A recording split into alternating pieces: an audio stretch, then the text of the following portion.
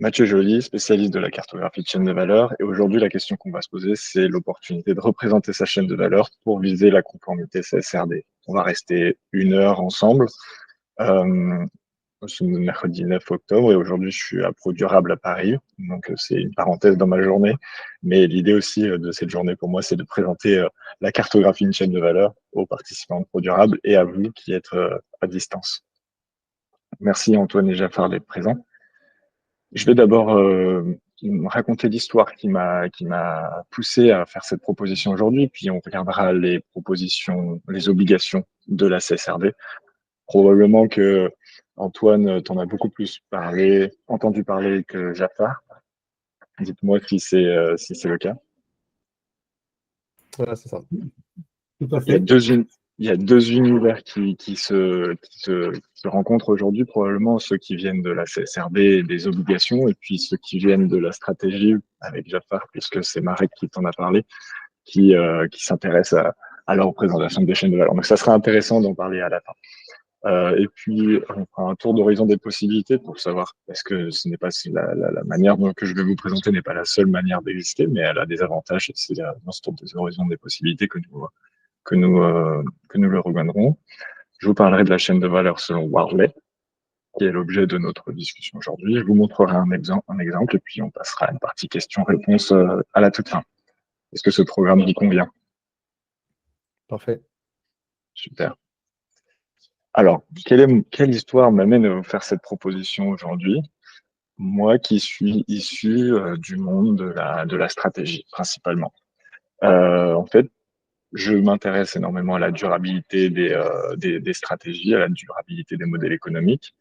Et depuis 1 an maintenant, j'entends parler de la CSRD à tous les niveaux, puisque c'est la nouvelle réglementation qui contraint les entreprises à rapporter leurs actions en matière de durabilité. Et par exemple, à l'université d'été du mouvement Impact France, j'entendais la CSRD confirme le triptyque chaîne de valeur, risque, opportunité. Et j'entendais chaîne de valeur à tous les étages. Et même dans des repas d'affaires, on me disait, Mathieu, tu devrais regarder la CSRD parce que en matière de chaîne de valeur, effectivement, c'est une norme qui impose de regarder à l'échelle de sa chaîne de valeur. Et donc, ça n'a pas manqué. J'ai regardé pour voir ce qui pouvait se faire. En tout cas, qu'est-ce que voulait dire chaîne de valeur dans le périmètre de la CSRD.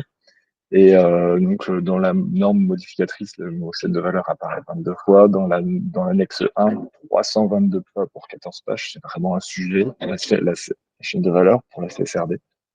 La CSRD, c'est Corporate Sustainability Reporting Directive. C'est à l'échelle européenne. Et alors, quelles sont les obligations qui nous intéressent en manière de représentation de chaîne de valeur? La CSRD ne vient pas de nulle part, elle existe. Elle se base sur la NFRD, qui est la Non-Financial Reporting Directive, qui s'adresse aux entreprises de plus de 500 salariés qui font 40 millions de chiffre d'affaires ou 20 millions de bilan. Il faut au moins répondre à 2 de ces critères pour être soumis à la CSRD, à la NFRD, et c'est la même chose pour le premier groupe d'entreprises soumises à la CSRD. Donc en 2025, les entreprises qui étaient soumises à la NFRD doivent euh, euh, créer un rapport de durabilité qui est compatible avec les exigences de la CSRD. L'application de cette norme va s'étaler sur 4 ans. Elle terminera en 2019 où les entreprises hors Union européenne seront obligées de s'y souscrire. Et on terminera en 2027 pour les entreprises de l'Union européenne, toutes les entreprises de plus de 10 salariés qui font 700 000 euros de chiffre d'affaires et 250 000 euros de bilan. Donc, il faut répondre à 2 de ces critères pour y être soumis. Et on voit que 10 salariés, 700 000 euros de chiffre d'affaires ou 250 000 euros de bilan, c'est énormément d'entreprises concernées. Et donc, l'impact de cette nouvelle réglementation sera colossal à terme. Il sera d'autant plus colossal qu'il impacte la chaîne de valeur et c'est qu'il ruisselle sur la chaîne de valeur, étant donné qu'il y a des informations qu'il faut faire remonter à l'entreprise qui est soumise. C'est ce que nous allons voir maintenant. Donc, c'est ce que nous allons voir maintenant, excusez-moi. La CSRD impose de rapporter les actions en matière de durabilité qui sont des actions souvent encadrées par des réglementations environnementales, sociales et de gouvernance. Récemment, il y a la C3D qui est sortie pour Corporate Sustainability Due Diligence Directive, qui impose aux entreprises la vigilance sur toute la hauteur de chaîne de valeur. Et la CSRD est un moyen de rendre compte des processus qui ont été mis en place pour cette vigilance. La norme en matière de manière détaillée maintenant. Il y a des parties de la norme qui sont obligatoires. On appelle ça les ESRS transversaux. Et c'est les ESRS 1 et 2, ESRS pour European Sustainability Reporting Standard. Ce sont les éléments qui cadrent la manière de rapporter les actions en matière de durabilité. Donc, les deux premiers sont obligatoires. Ensuite, il y a des ESRS thématiques qu'on intègre dans le rapport quand on est soumis à la CSRD en fonction de notre matrice de double matérialité. Donc, c'est à ce moment-là, c'est pour ça qu'on entend aussi beaucoup parler de double matérialité dans la CSRD et que cette double matérialité est un enjeu majeur pour cette nouvelle norme. Les ESRS thématiques sont divisées en trois thématiques, les thématiques sociales et sociétales, les thématiques environnementales et de gouvernance. Dans ces thématiques-là, il y a 91 sous-critères. Et puis finalement, la CSRS imposera aussi de rapporter des choses en fonction des secteurs. Ces secteurs ne sont pas encore, cette partie de la norme n'est pas encore sortie, mais ça sera applicable à toutes les entreprises issues du même secteur. Maintenant, quels sont les bénéfices de la représentation visuelle de la chaîne de valeur dans ces indicateurs et quels sont les bénéfices indirects? Dans la partie transversale obligatoire, c'est dans le SRS 2 que ça vaut le coup de représenter sa chaîne de valeur, notamment pour les points SBM 241 et SBM 136. Dans les ECRS thématiques, ce sont principalement les ECRS S, sociétaux et sociales, qui peuvent bénéficier d'une représentation visuelle de la chaîne de valeur, où la représentation visuelle apporte une valeur ajoutée. Et dans la partie gouvernance, notamment pour rendre compte du processus d'information aux actionnaires. Et enfin, il y a 13 autres critères de la norme pour lesquels une représentation visuelle serait un bénéfice indirect. De quel bénéfice parle-t-on? Donc, le premier, c'est illustrer les parties prenantes et leurs besoins. C'est pour notamment le SBM 241. Ensuite, représenter sa chaîne de valeur. Le SRS2, celui qui est obligatoire par le biais du SBM 136, impose de représenter sa chaîne de valeur. Et puis, mettre en évidence les processus intéressant le législateur, notamment les processus de signalement. C'est des processus qu'on retrouve c'est des exigences qu'on retrouve dans les ECRS sociétaux et de gouvernance. Et enfin, afficher les informations d'impact, les flux, les objectifs et les indicateurs. Ce sont des choses qui peuvent être calquées sur une représentation visuelle de la chaîne de valeur et ça fait partie des 13 autres critères, sous-critères qui sont intégrés à une multitude de CRS. Faisons maintenant un tour d'horizon des possibilités de réponse possible à une représentation visuelle de la chaîne de valeur. Connaissez-vous le Value Stream Mapping? Antoine, Jafar? Non. Non. Alors, le Value Stream Mapping, c'est VSM. C'est une représentation issue du Lean Manufacturing qui vient de Toyota, qui est une représentation des processus de fabrication. L'approche est centrée production, mais on n'indique pas les fonctions support ni la partie aval. L'intérêt de cette approche, c'est de mesurer les temps nécessaires, les goulots d'étranglement, les contraintes sur la chaîne de production. C'est une approche temporelle. Maintenant, connaissez-vous la cartographie des parties prenantes? Non. Oui, enfin, J'en ai fait plusieurs, mais bon, je ne vais pas dire que je suis expert pour autant, parce qu'on peut en faire plein, j'imagine. Du coup, la représentation des parties prenantes est plutôt issue du milieu de la responsabilité sociale et environnementale des entreprises. C'est un espace qui représente l'ensemble des acteurs qui gravitent autour d'une organisation. C'est une représentation qui, on représente juste les parties prenantes. Le bénéfice, c'est que c'est centré utilisateur et c'est une très bonne pratique d'être centré utilisateur. Enfin, il y a le supply chain mapping. Est-ce que vous connaissiez le supply chain mapping? Jamais utilisé. Donc, cette partie, la supply chain mapping est issue des longues chaînes d'approvisionnement, centrées fournisseurs, centrées chaînes d'approvisionnement. Le bénéfice, c'est que c'est une approche géographique, donc l'espace a du sens dans la représentation et ça, c'est important. Ça donne du sens à notre chaîne de valeur. Et puis, par contre, la granularité est limitée à l'échelle du site. On ne peut pas rentrer dans les différentes activités du site industriel. On ne voit que certains processus, on ne voit que les sites d'approvisionnement. Donc, ça fait une carte macro, comme ici, la carte de la France, et différents sites d'approvisionnement qui sont référencés. Il peut y avoir 2 ou 3 sites au même endroit. Et enfin, la chaîne de valeur de porteur, qui est peut-être la plus connue. Peut-être que vous en avez entendu parler. Oui, oui. Donc voilà, la plus connue, qui a le mérite de mettre en évidence les catégories à explorer, mais qui ne montre pas les parties prenantes, et qui a une granularité limitée aux activités internes et aux fournisseurs de rang 1. Voilà, c'est du coup une version assez limitée de la chaîne de valeur, mais elle a vraiment le bénéfice de dire ce qu'il faut explorer.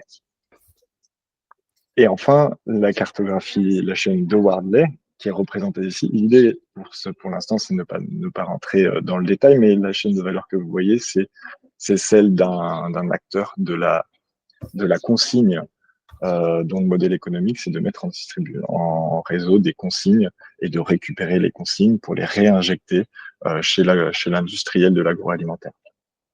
Le bénéfice de cette représentation, c'est que tout en haut, on retrouve la partie prenante finale. On parle aussi de la chaîne de valeur aval. On voit les activités internes comparées à la supply chain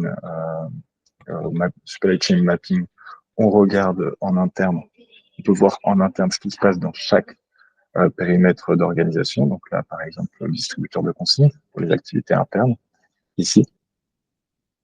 Et puis, on regarde la chaîne de valeur amont. On voit aussi la partie fournisseur. Et tout en bas, on retrouve les services écosystémiques qui sont le plancher de la chaîne de valeur. Voilà pour une première vue de la chaîne de valeur. Maintenant, rentrons un peu plus dans le détail. Qu'est-ce qu'apporte la méthode de Wardley à mon approche? Donc, on parle de chaîne de valeur. La caractéristique de la chaîne de valeur, de Wardley, c'est qu'elle décrit la profondeur, la dimension de la profondeur de la chaîne de valeur. Tout en bas, nous retrouvons les services écosystémiques et tout en haut, nous retrouvons le besoin utilisateur et la partie prenante. Plus on descend, plus les activités qui constituent la chaîne de valeur sont invisibles pour la personne qui est tout en haut. Ainsi, la chaîne de valeur de Wardley a une dimension de profondeur, représente la profondeur dans la chaîne de valeur.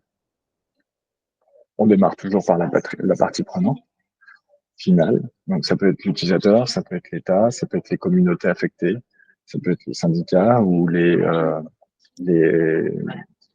associations de consommateurs.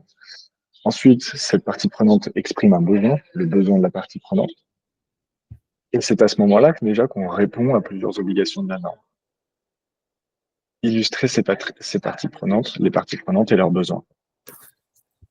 Ensuite, on descend plus profondément dans la chaîne de valeur. Et c'est là que, pour répondre aux besoins de la partie prenante, une solution existe. Cette solution est produite par l'entreprise. On dessine autour des activités de l'entreprise. Donc, le besoin de la partie prenante est répondu par une solution qui est produite par l'entreprise. Cette solution est elle-même existe elle-même grâce à un ensemble de capacités.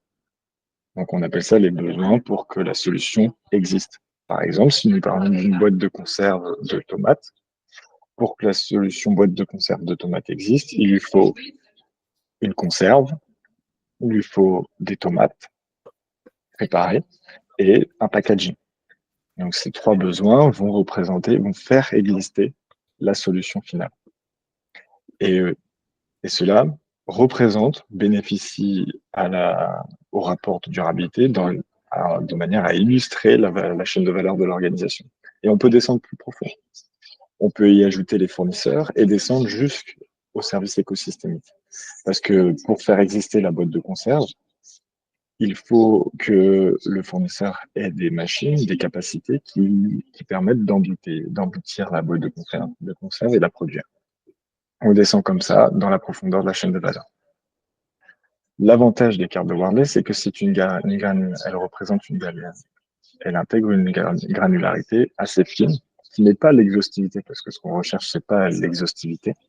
L'exhaustivité, c'est l'échelle 1 sur 1 du monde économique. Mais c'est une exhaustivité qui permet de rentrer à l'intérieur des activités parce qu'on pourra y souligner notamment les impacts négatifs des différentes activités de l'industriel ou de l'entreprise sur les services, sur l'environnement ou sur les sociétés. Mais en même temps, on peut réduire chaque périmètre à une organisation et donc faire apparaître les organisations et les activités à l'intérieur des organisations. C'est une granularité qui est plus fine que la représentation géographique, que la VSM et au tout début, les parties prenantes, enfin la chaîne de valeur de porteur qui a une granularité très faible. On peut atteindre un niveau de granularité intermédiaire qui est utile pour la préparation du reporting et pour le reporting final. Passons à un exemple concret. Quelle forme prend concrètement une représentation de la chaîne de valeur de Wardley? Vous en avez un exemple ici pour un agro-industriel qui a 200 hommes et 150 femmes, qui embauche 200 hommes et 150 femmes. Ici, vous avez tout en haut les parties prenantes, au milieu la chaîne de valeur. Ainsi, le premier bénéfice est d'illustrer la chaîne de valeur de l'organisation. En dessous les parties prenantes, vous trouverez toute la chaîne de valeur de l'organisation, avec sa partie aval, chaîne de valeur aval, et sa chaîne de valeur amont. C'est le premier bénéfice. Deuxième bénéfice, illustrer les parties prenantes et leurs besoins. En haut de chaque partie prenante finale, vous avez leurs besoins. Mais il n'y a pas que ces parties prenantes dans la chaîne de valeur. Chaque organisation est une partie prenante de la chaîne de valeur. Ainsi, la chaîne de valeur de Wardley met en évidence toutes les parties prenantes et leurs besoins. Et puis, on met en évidence les processus qui intéressent le législateur. Un des processus qui intéresse le législateur, c'est de la manière dont l'entreprise soumise, par exemple, à la C3D, permet la réception des informations sur l'impact de ces activités sur la chaîne de valeur. Les communautés affectées, tout en haut, ont un besoin, le besoin de signaler des impacts négatifs de la chaîne de valeur, des activités de l'agro-industriel, de la chaîne de valeur de l'agro-industriel sur leur territoire. Pour cela, la C3D impose de mettre en place un service de remontée à l'information. CS3D, excusez-moi. Et c'est ici qu'on peut faire apparaître dans la représentation de Wardley les activités, les processus qui ont été mis en place, et on peut même les construire à partir de la représentation ou juste représenter ce qui existe. C'est le troisième bénéfice, mettre en évidence les processus qui intéressent le législateur. Et au-delà de ces trois bénéfices directs, on peut illustrer sur la chaîne de valeur en y ajoutant des informations, les flux, les objectifs, les indicateurs qui intéressent le législateur.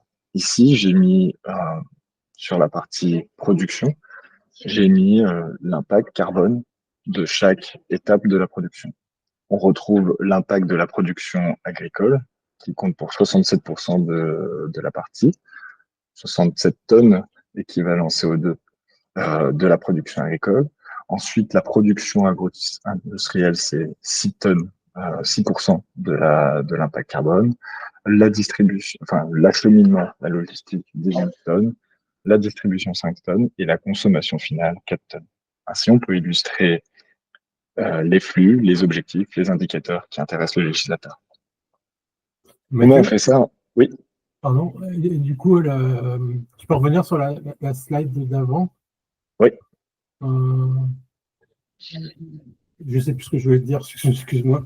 Oui, bah oui, là, on est sur des émissions de CO2. C'est la thématique phare que veut illustrer la chaîne de valeur, le CO2. Parce que, comme je vois, il n'y a pas forcément d'autres indicateurs. Est-ce que c'est une Non, commande non. En particulière? fait, En fait, dans chaque relation qui existe, est-ce que tu vois ma loupe plus Oui, sur oui, l'écran? oui, ouais. Chaque relation qui existe ici illustre un flux. Le, la base, c'est que c'est un flux de valeur, mais ça peut être un flux d'information, ça peut être un flux de pollution, ça peut être un flux de matière. C'est à cet endroit qu'on peut représenter Mhm. les différents indicateurs, les différents flux.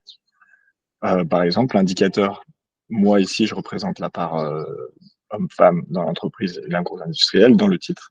Mais pour tout ce qui Ouais. est labellisation des flux, ça va être sur les interfaces entre chaque organisation. Par exemple, ici, 67 tonnes équivalent CO2.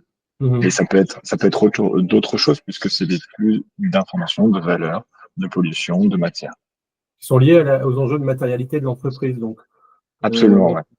si nous, par exemple, on a des enjeux sur la sécurité des données informatiques ou la lutte contre la corruption, il faut qu'on Hum, s'arrange pour mettre ce type d'indicateur dans le schéma, ouais, parce que c'est ouais, ouais. extrêmement complexe, vu les interactions qu'on a avec enfin, des quantités très importantes d'autorités. C'est très complexe Ouais. à faire figurer sur ce type de schéma si on veut aussi mettre le CO2, l'égalité homme-femme, le handicap, etc.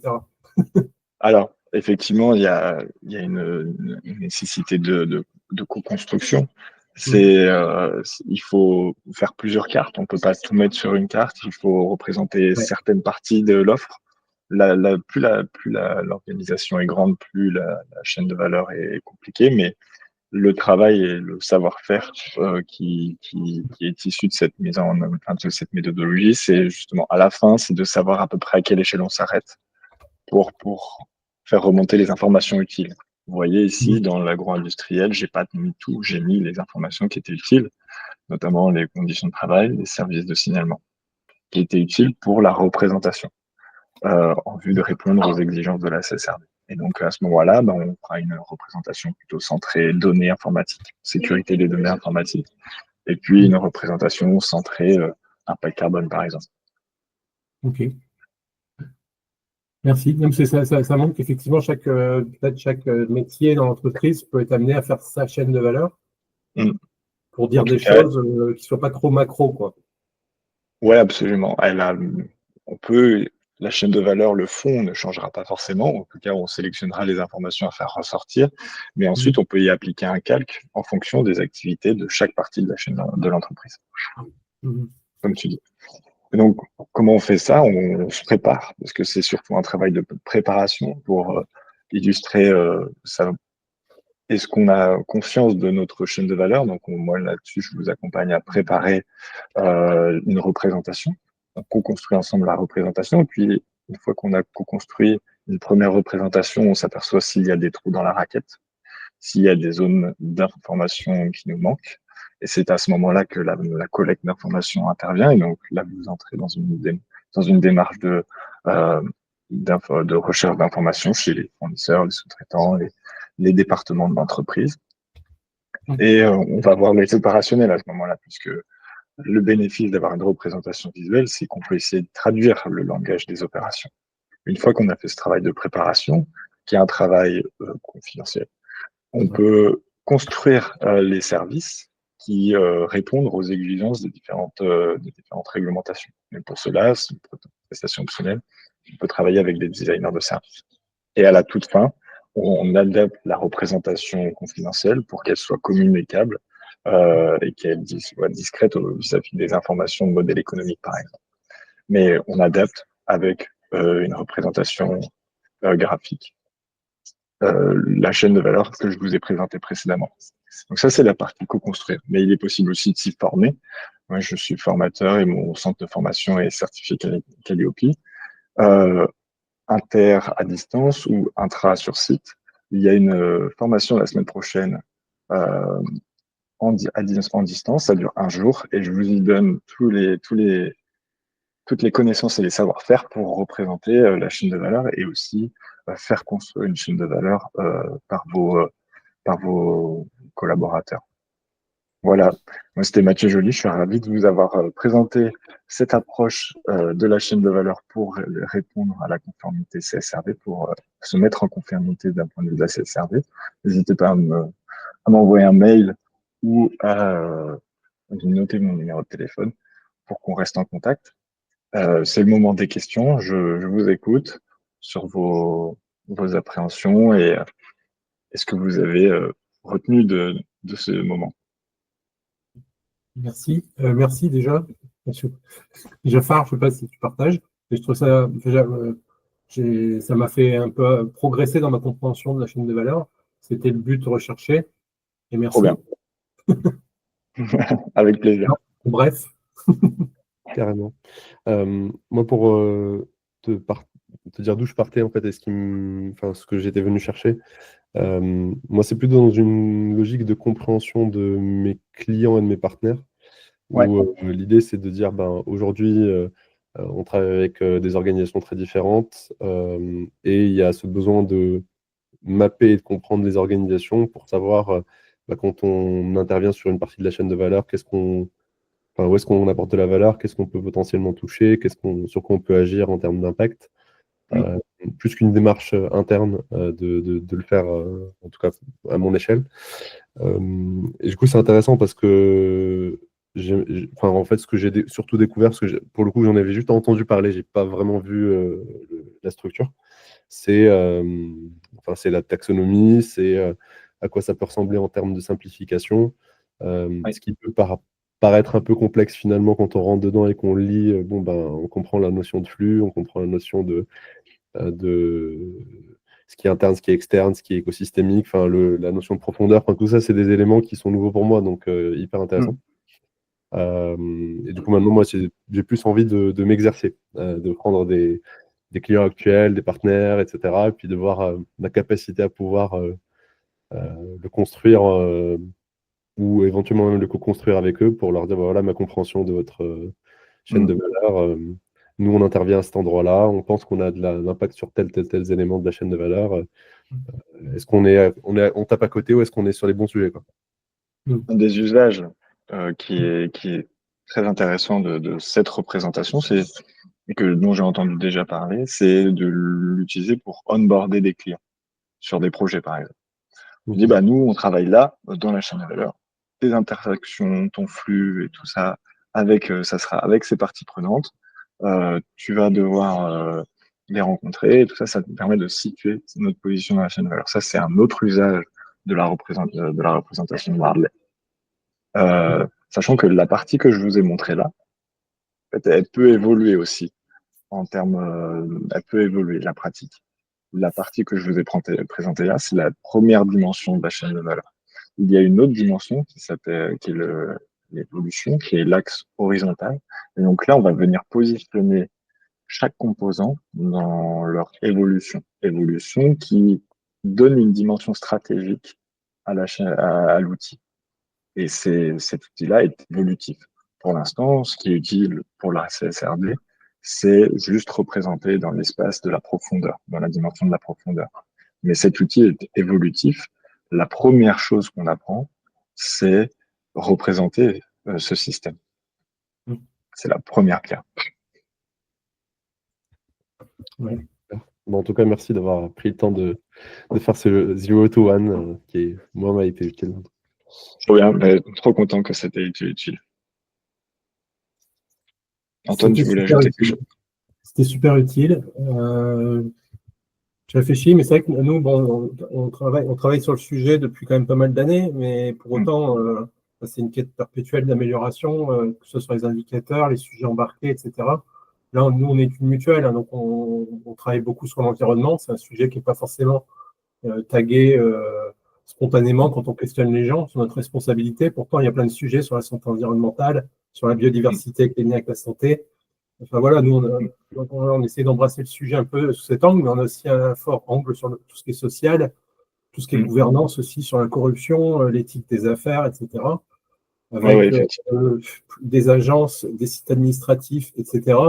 Donc, une implantation qui est partout en France. Donc, c'est difficile de cartographier la société civile. Elle est tellement complexe et territoriale il y a moyen de se faire des nœuds au cerveau quand on essaye. C'est frustrant parce qu'on se dit, tiens, on ne parle pas de ça, mais j'aimerais mettre ça, mais oui, mais ce n'est pas sur le même niveau que ça. Et c'est vraiment un vrai casse-tête, quoi. Absolument. C'est la difficulté d'essayer de... Pardon, quel est le niveau de granularité qu'on va choisir? Ouais, c'est là où du coup le savoir-faire en cartographie est utile. C'est quel niveau de granularité on choisit. Alors il y a plusieurs dans le modèle de WorldLake, qui est la version complète de ce que je vous ai proposé aujourd'hui. Il y a 3 niveaux de granularité. Moi, dans ma pratique, la granularité produit, ensuite la granularité organisation. On peut même ajouter une granularité intermédiaire en département, parce que parfois il y a des organisations qui sont des groupes d'organisations. Et donc là, on va avoir une granularité intermédiaire. Et puis au-delà, il y a l'échelle sectorielle où on va avoir tendance à généraliser les actions, les chaînes de valeur pour pouvoir y voir des tendances de marché et tout ça. Oui. Mais j'ai une question, peut-être, enfin une dernière en tout cas pour ma part.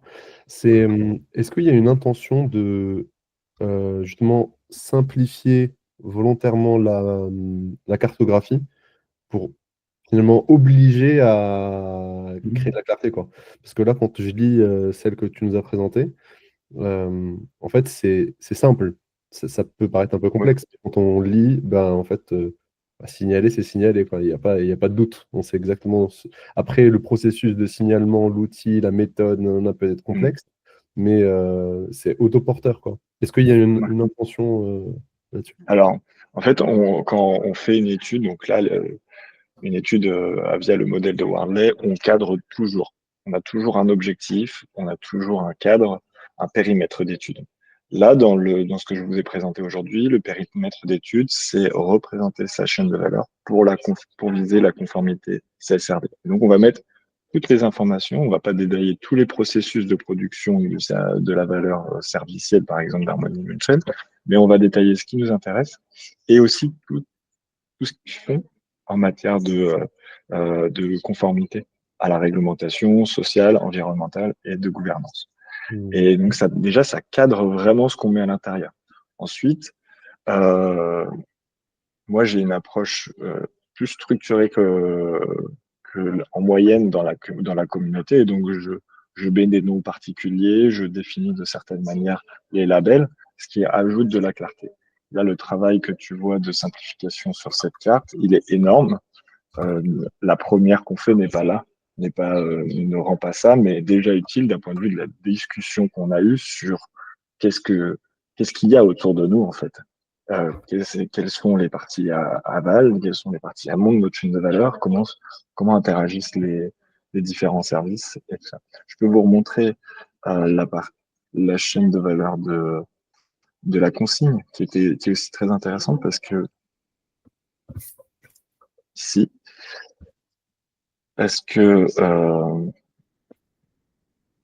dedans, en fait, on voit que la partie amont de l'opérateur de grande distribution, que l'opérateur de grande distribution travaille sur la partie aval et amont de la chaîne de valeur. Et du coup, il y a cette ambivalence entre les lieux qui proposent et le service de stockage qui propose et ces activités ici. Et donc, c'est des choses qui sont permises par cette représentation de la profondeur. Et derrière, on va avoir vraiment les choses qui font exister la partie aval de la chaîne de valeur, c'est-à-dire l'électricité, par exemple, le distributeur d'électricité. Tout ce qui permet de faire exister le hardware, les tablettes, les imprimantes, le meuble. Et voilà, différentes choses qui composent la chaîne de valeur. Alors là, c'est intéressant parce que du coup, cet opérateur de consigne, il a une partie hardware, produit, et une partie service, formation. Et donc là, on va avoir l'opérateur de grande distribution, il a besoin de former ses équipes pour faire exister l'activité de location de contenants consignés. Et à ce moment-là, le distributeur de consignes va mettre en place une partie animée, savoir-faire de formation, contenu de formation. Là, on rentre dans une partie plus servicielle. Voilà. Bref, hyper intéressant. Vous pouvez me lancer là-dessus, je peux rester des heures. Non, c'est top justement de voir en fait comment est-ce que tu manipules la cartographie pour présenter de manière assez simple finalement une partie de la chaîne de valeur d'une organisation. En fait, c'est ça qui est intéressant. Donc, c'est quelque chose qui, au départ, on se dit oulala, par où je prends le truc. En fait, tu prends un nœud et tu racontes une partie de l'histoire de la boîte et on comprend du coup tout de suite qu'est-ce qu'il y a dans le flux et c'est quoi finalement les enjeux liés à ça, quoi. Et c'est ce langage commun que je voulais vous transmettre aujourd'hui, c'est cette manière de raconter qui vraiment appartient au modèle de Wardley qui est standard. Donc on peut l'appliquer à toutes sortes de chaînes de valeur. Alors on va se faire des nœuds au cerveau, mais à la fin de notre discussion, à la fin de ce qu'on aura raconté, on aura vraiment évolué dans notre compréhension de la chaîne de valeur et on pourra raconter ce qu'on a sur papier. On aura un bilan de notre discussion, puis on pourra le re-raconter et le présenter. Et toi, tu utilises quel type d'outil pour faire ce genre de représentation? Question bête. Alors, j'utilise MapKit. Qui est libre de droit? C'est un logiciel qui a une version gratuite. Et du coup, c'est un logiciel spécialisé, mais vous pouvez très bien démarrer par PowerPoint ou un papier. Moi, mes premières cartes, je les ai faites sur papier. Ouais. J'aime beaucoup MapKit parce qu'il va un peu plus loin, il permet de faire de la collaboration. Donc moi, je travaille par exemple sur la chaîne de valeur de Bernie, j'invite le collaborateur et là, on va dessiner ensemble la chaîne de valeur. Et lui, il va pouvoir récupérer l'information a posteriori. Et sinon, il y a un autre logiciel qui est libre de droit, mais qui n'est pas collaboratif, qui s'appelle Online Wardley Map. Je vous mets les deux, dans le chat. Sympa.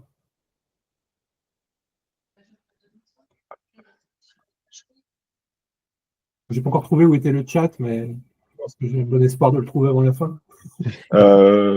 Sur la partie à droite. Ah oui, ça y est. En bas à droite. Merci beaucoup pour le lien. Et ensuite MapKit. Qui sont les deux logiciels de la communauté. Si ça vous intéresse, je peux vous ajouter à la petite communauté que je maintiens sur LinkedIn. On n'est pas nombreux, mais on commence à grandir. Moi, mon travail, c'est de diffuser cette connaissance, de former et de co-construire avec vous ces chaînes de valeur et puis peut-être évoluer plus tard d'un point de vue de la stratégie aussi. Super. En tout cas, merci beaucoup pour cette présentation presque privée, on va dire. Oui. C'est un honneur, un privilège. C'est clair, les gens ne savent pas ce qu'ils louent. Non, merci Mathieu pour le temps que tu nous as consacré. Avec plaisir. Vous êtes où en France? Moi, je suis à Nantes. Et moi, je suis à Reims. À Reims. Moi, j'habite Nantes aussi. On a beaucoup de collègues à Nantes aussi, moi. Ok. Et n'hésitez pas, je ne sais pas si on est connecté sur LinkedIn, mais n'hésitez pas à m'ajouter. Puis surtout, on se capte quand vous êtes à Nantes. Moi, je maintiens une communauté à Nantes qui s'appelle Décision Complexe. J'y fais intervenir des personnes qui ont des ateliers ou des conférences à roder, donc qui sont presque à vendre et qui traitent de tous les outils, toutes les expériences autour des décisions complexes. C'est hyper intéressant. On y parle de Wardley Map, bien sûr, parce que c'est un outil à la base pour l'aide à la prise de décision que là j'ai décliné spécifiquement pour la conformité CSRD. Mais voilà, on y parle aussi de Knevin, qui est un autre framework de décision complexe. Donc voilà, n'hésitez pas surtout. Je suis hyper ouvert à vous rencontrer. Carrément. Ton entreprise, pardon, très rapidement, c'est wardleymap.com, non? C'est quoi? Alors, moi, je suis indépendant. Je travaille, en réalité, je suis en portage salarial, mais bon, globalement, je suis indépendant. chez Cadre en Mission, qui est un organisme de portage salarial, qui est aussi organisme de formation. C'est pour ça que ma formation est Calliope. Et je diffuse, du coup, et je travaille en sous-traitance. Soit des entreprises comme Harmonie Mutuelle, soit des cabinets de RSE qui travaillent sur les questions de durabilité. Et puis, j'ai formé jusqu'à aujourd'hui des cabinets de consultants en stratégie et des ESN aussi. Ok. Bon, écoute, c'est avec plaisir pour se prendre un café, un de ces quatre à Nantes. Je ramènerai une Wardley Map pour la faire faire. Avec plaisir. Si tu fais ça, tu me feras le plus beau des cadeaux. Écoute, allez, partons là-dessus. Ça va tirer. Trop bien. Et ben écoutez, Et Jafar, tu travailles dans quel secteur, pardon? Moi, je suis dans le secteur du conseil en technologie. Conseil en Dans une technologie. entreprise qui s'appelle Théodo. D'accord. Théo? Théodo. Alors, comme Ah, d'accord. ouais. Super. corporate, même à la maison. Mais Voilà. du coup, comment il s'appelle Théodo, c'est Fabrice. Donc j'ai rencontré Fabrice, le CTO de Théodo récemment. Et donc Fabrice découvre les cartes de Wardley en 2015. Il oublie les cartes de Wardley entre-temps, et puis après il y revient. Et notamment, il en parle avec le Lean Tech Manifesto et Marek qui du coup utilise les cartes de Wardley au quotidien, mais plus sur des questions du coup de prise de conscience de la chaîne de valeur, de prise de conscience des besoins des parties prenantes et plus voilà, une vue stratégique de la question. Exactement. En fait, en gros, je réfléchis en ce moment en plus sur des notions de go-to-market. Et Ok. du coup, c'est à cette occasion-là qu'il m'en a parlé en me disant tu t'intéresses au secteur de l'industrie, au manufacturing, etc. C'est en plus des domaines qui, a priori, sont, je pense, familiers de ce type de framework, quoi. Enfin, je suppose. Et du coup, c'est un peu pour ça que je me suis dit ça vaut le coup de comprendre comment ça fonctionne pour commencer à le pratiquer, quoi. Ouais, alors là, on a vraiment la fondation. On a effleuré la surface, mais c'est déjà très utile en soi comme présentation. Ensuite, je vous invite à creuser. J'ai traduit le livre. Bon, la traduction, voilà, mais ça permet d'apporter justement la connaissance en France. Ah bon. Bah écoute, au plaisir de se recroiser. Puis bah, Antoine, merci beaucoup. merci Au plaisir. d'avoir été mon buddy. Ouais. C'était un plaisir. Bon salon Pro Durable. Merci. Bon après-midi à vous deux. À Au plus. revoir. Merci.